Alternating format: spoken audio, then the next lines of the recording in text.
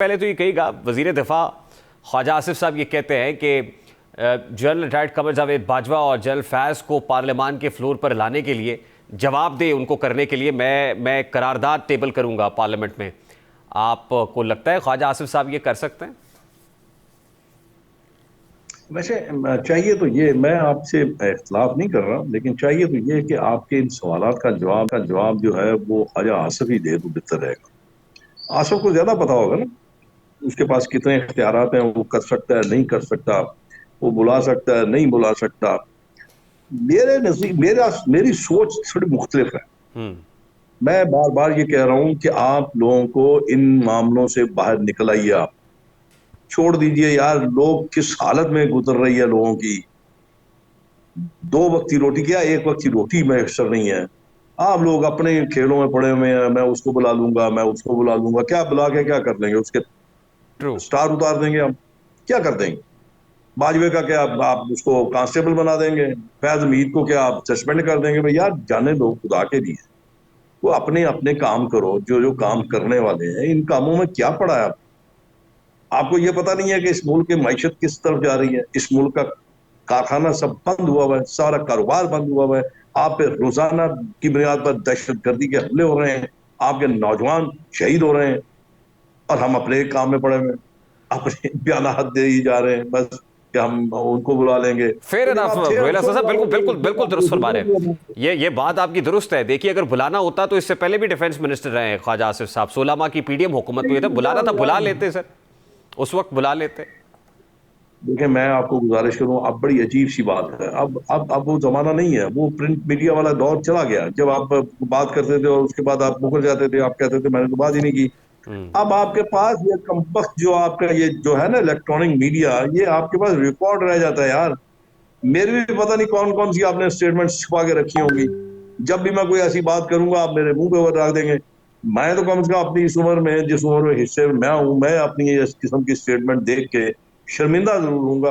तो इसलिए मैं तो ये कहता हूं कि हमें जिस वक्त जब भी हम ओहदे पे हों या ना हो, हम इक़्तिदार में हों या ना हो, हमें बहुत सोच समझ के अल्फाज का चुनाव करना चाहिए। और जो बयान करें, उन अल्फाज ऐसे होने चाहिए जो अल्फाज कल को हमें चुबाने में आसानी हो। तो मेरा अपना ख्याल है कि इन चीजों से बड़ी चीज जो आपके पास है वो इस मुल्क की मईशत है, वो इस मुल्क की गुर्बत है, वो इस मुल्क के गरीब लोगों का हाल है। आप जरा गौर तो फरमाइए जरा। आज आप गैस का बिल उठा के देखिए किसी गरीब आदमी का, ये कहाँ का इंसाफ है कि एक गरीब आदमी को, जिसका कोई पुरसाने हाल नहीं है, उसको लाख लाख रुपए का बिल आता है यार। अब उस पे आप उस पे तवज्जो दीजिए। जो चीजें तवज्जो तलब हैं, अगर आपको अल्लाह ने इज्जत दे दी है, आपके पास हुकूमत है, आप यकसुई से अपनी पूरे दिलजुमई से आप वो काम करें। अब रहेगी बात आपकी कि बाजवा साहब ने या हमीद साहब ने कोई गलत काम किया है या उन्होंने कोई गलतियां की हैं, तो आपके पास एक आपका अदारा मौजूद है। आप उनके जो सरबरा हैं इस वक्त, उनको आप कह सकते हैं कि जनाब ये हमारे पास आपके सबूत हैं। आपके जो ex chief of army staff हैं, जो आपके एक्स DGISI हैं, उनके ये मामलात है जिससे मुल्क को नुकसान हुआ, मुल्क के अवाम को नुकसान हुआ। आप उनको कह दीजिए, वो जाने और उनका महकमा जाने। आप तो 107-51 का पर्चा नहीं करवा सकते उनके ऊपर। मतलब मुझे समझ नहीं आती, एक अदारा मौजूद है, उनके पास एक अपना एक मैकेनिज्म मौजूद है, आप उनको कहिए। अब हुकूमत आ गई नून लीग की, जैसे कि तैसे आई, PMNL लेड कोलिशन, ये ना आप जो भी कह लें, दामन तो नहीं छुड़ा सकते। अब हुकूमत आ गई, अब ये स्टेटमेंट शेख साहब मुझे समझ नहीं आती फिर देना क्यों पड़ रहा है। मतलब कहीं ना कहीं कोई मकबूलियत में कमी वाकई हो रही है, नैरेटिव नहीं है, ये स्टेटमेंट क्यों देना पड़ रहा है? मकबूलियत, मैं आपको बात बताऊं, सियासत में मकबूलियत कभी होती है कभी नहीं होती है। कभी आप ऊपर चले जाते हैं, कभी आप नीचे चले जाते हैं। अगर इस किस्म के बयान से मकबूलियत आती है, मैं नहीं समझता, मेरा नहीं ख्याल। आई डोंट थिंक सो कि ये ऐसा होगा। मेरा नहीं ख्याल। मैं ये कहता हूं आपकी मकबूलियत बढ़ सकती है। आप गरीब के साथ कंधा लगा दें, आप उसकी जो परेशानी है उसको दूर कर दीजिए, आपकी मकबूलियत बढ़ जाएगी। अगर आप ये समझ के इन बयानों से मकबूलियत बढ़ती है, तो फिर मैं भी आज बयान दे देता हूँ, पकड़ लो इनको, उल्टा लटका दो इनको। ये हिस्सा तो नहीं होता यार, ये मतलब ये ऐसे नहीं होता। आपको एक पॉलिसी पॉलिसी आपको देनी पड़ती है। अगर आप समझते हैं कि कोई ज्यादती हुई है तो आप उसको तदारक कर लीजिए, उसकी उसकी पेशबंदी कर लीजिए। अच्छा, ये अगर बात मैं आप जो दुरुस्त आपको कह रहे ये हैं सर, कहूँ, ये दुरुस्त कह रहे हैं आप, और लगता भी है इससे कि वो वक्त निकल गया। मतलब वो कहते हैं ना, लड़ाई में जो मौका उस वक्त याद ना आए उसको बाद में मुंह पे मार लेना चाहिए। वो वक्त तो गुजर गया, वो बयानिया भी कॉम्प्रोमाइज हो गया, फिर जिस तरह से हुकूमत आई। तो आपको लगता है कि अब बेफायदा है ये सब चीज़ें? मुझे आपकी गुफ्तगू से भी यही लग रहा है मैंने तो कि अब आपको ये सिर्फ गुजारिश की बेफायदा है है। सर, मैंने तो आपको गुजारिश की है, आप जरा कैलकुलेट कर लीजिए कि इस मुल्क में गुर्बत किस निच पे है। अगर आप उनको उनके पांव पे खड़ा कर देंगे तो मेरे ख्याल में आपकी मकबूलियत बहुत बढ़ जाएगी। और अगर आप इस तरह बयान ना देते रहे और लोगों को खाने के लिए खाना ना दिया, उनके बिलों के साथ आपने कुछ बेहतर बर्ताव ना किया, तो क्या करेंगे? इससे मकबूलियत आपकी बढ़ जाएगी। वो तो शेख साहब होता मैं हुआ नहीं नजर समझ। नहीं आ रहा। कल हमने देखा सूबाई काबीना का इजलास, जो चेयर तो मरियम साहिबा कर रही थी, लेकिन उनके भाई जानिब साबिक वजीर आजम नवाज शरीफ साहब बैठे हुए थे, और उन्होंने इसी दुख और इस कर्ब का इजहार किया। ये जो बिल आ रहे हैं, इलेक्ट्रिसिटी बिल हो, गैस प्राइसेस हो, जो कुछ हो, लेकिन वो बैठे सूबाई काबीना के अंदर, वो भी तो फेडरल कैबिनेट के अंदर। मतलब ना तो वहां पर शहबाज शरीफ साहब ने उनको मदऊ किया, ना वो वहां बैठे हुए थे। तो आपको लगता है कि वहां पर फेडरल कैबिनेट में सोच कुछ और है, सूबाई काबीना में जो भी हो? नहीं नहीं, ये बात नहीं है। मेरा अपना ख्याल है कि मरियम को वालिद की चाहिए, असिस्टेंस चाहिए। मेरा ख्याल है गाइडेंस भी चाहिए, असिस्टेंस भी चाहिए। ये है, इसकी कोई ऐसी कोई खास चीज नहीं है। ठीक है, वो पार्टी के सरबराह भी हैं, पार्टी के रुए रवां भी हैं। तो इसमें ये कोई इतनी कोई अचंभे की बात नहीं है, और ना ही इतना कोई ऐसी बात है जिसको हम डिस्कस करें। और बहुत से मामला हैं जिनको आपकी तवज्जो चाहिए, आपके इनपुट चाहिए, आपकी कोई उसमें तजावीज चाहिए। अब लेकिन यहाँ पे एक और फिर देखे ना, आप भी गुस्सा कर जाएंगे ना। अब मुसीबत ये है कि यहाँ पे एक मुसीबत ये हुई है कि यहाँ पे हर कोई तो रस्तू बना हुआ है। अब कहने को तो सारे कह देते हैं, लेकिन ये बताएं इसको हल कैसे किया जाए, इसका हालात इसको ठीक कैसे किया जाए। अब देखिए, मैं आपको एक गुजारिश करता हूँ, मेरी छोटी सी आपसे जी एक जी। गुजारिश है। मतलब मैं जिस उम्र के हिस्से में मैं हूं, मैं तो इस मुल्क की खैर ही मांगूंगा ना, क्योंकि मेरा तो सारा कुछ यहीं पे है। मेरा जीना मरना इस मुल्क के साथ है। मेरा कोई बाहर, मुझे तो कोई चपरासी की नौकर नहीं देगा, तो मैं कहाँ जाऊं? मुझे रहना तो यही है, मरना भी यही है, मुझे जीना भी यही है, मेरा सब कुछ यहाँ पे है। तो मैं तो दुआ ही करता हूँ अल्लाह से कि खुदावंद करीम इस मुल्क को तरक्की दे, इस मुल्क को दुआम दे, इस मुल्क को मजबूत करे। और अब मैं ये बार बार ये कहता हूं कि हमें अब इन चीजों से बाहर आ जाना चाहिए। अपनी जाति प्रखार से, अपनी जाति अना से, अपनी जाति मुखालफत से हमें उठ के सोचना है। इस मुल्क के लिए सोचना है, मुल्क के अवाम के लिए सोचना है।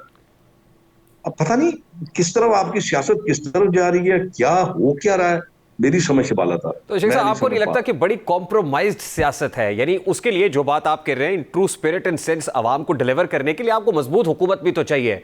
आप सिविल सुप्रीमेसी की जंग नारा नहीं लगा रहे नहीं होते यार, हैं, लड़ रहे होते हैं, नहीं बैकडोर नहीं जो नहीं, है फैसले हो ऐसा रहे ये होते हैं। है। देखिए, मैं आपको गुजारिश करूँ, ऐसा ये है कि आपको पॉलिसीज बनाने में तो कोई चीज माने नहीं है ना। आप पॉलिसीज बना सकते हैं, आप अपने बैरूनी दोस्तों से राब्ता कर सकते हैं। अब देखिए, मैं आपको ये बात आप मनफी ना लीजिएगा, मैं ये बात वैसे आपके साथ शेयर करता हूँ। जी देखिए, मैं हमेशा ये बात करता हूँ, हमारे मुल्क के साथ तीन बड़ी अहम चीजें हैं। पहली चीज, आप पाकिस्तान जो है, पाकिस्तान इस्लामी जमहूरिया पाकिस्तान दुनिया के सारे इस्लामी ममालिक से सबसे बड़ा स्टेट है। आपके पास जो फौज है वो दुनिया की बेहतरीन फौज में से आती है। आपकी इंटेलिजेंस बेहतरीन इंटेलिजेंस है। और सबसे बड़ी बात, जो इंपॉर्टेंट बात जो मैं आपकी अर्ज करता हूँ, आप एक न्यूक्लियर स्टेट है। अब मुझे ये बताएं कि ये सब कुछ जो आपके पास है, इसके बाद भी आप अगर तनहा रहते हैं, इसके बाद भी आप अगर अपने आप को ये समझते हैं कि आप बहुत कमजोर हैं, आपका कोई पुरसाने हाल नहीं है, तो फिर अल्लाह ही मालिक है। फिर इसका मतलब है कि आप अपने पैरों पे खुद खड़ा नहीं होना चाहते। आप अपने बैरूनी दोस्तों से बात कीजिए, आप उनसे राब्ता कीजिए, आप उनसे कहिए, आप उनको अपने ऑन बोर्ड लीजिए। पाकिस्तान को आप निकाल सकते हैं इस टर्मोइल से। ये कोई इतनी बड़ी रॉकेट साइंस नहीं है। लेकिन उसके लिए बहुत कुछ करना पड़ेगा। जैसे अभी आपने देखा कुछ लोगों ने अपनी तनख्वाहें छोड़ दी, किसी ने अपनी वो गाड़ियां छोड़ दी। भाई गाड़ियां तो छोड़ दी हैं, वो अल्ले तल्ले भी छोड़ दो। वो जो ब्रांडेड आप सूट पहनते हैं वो भी छोड़ दो सब कुछ।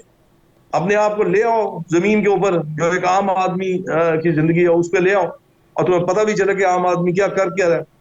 तो इस तरह एक तरह छोड़ देने से, एक तरह ना लेने से, या एक गाड़ियों के इंतराज छोड़ देने से आपका काम तो नहीं खत्म होएगा, ये तो नहीं खत्म होएगा। बिल्कुल। अच्छा इसके लिए आपको प्रैक्टिकली आगे बढ़ना ये होगा। बात आपकी दुरुस्त है शेख साहब। लास्टली एंड वेरी क्विकली, मतलब आप बड़े जीरक सियासतदान है, सीजन्ड पॉलिटिशियन है सर। अभी जो हुकूमत बनी है, देखिए हुकूमत बनी बाद में है, पहले ये सवाल उठना शुरू हो गए, पूरे तरीके से स्टेबल हुई नहीं है, पैरों पे खड़ी नहीं है, कि कहीं पीपल्स पार्टी पैर ना खींच दे, कहीं फॉरवर्ड ब्लॉक ना बन जाए, कहीं को अदम एतमाद ना आ जाए।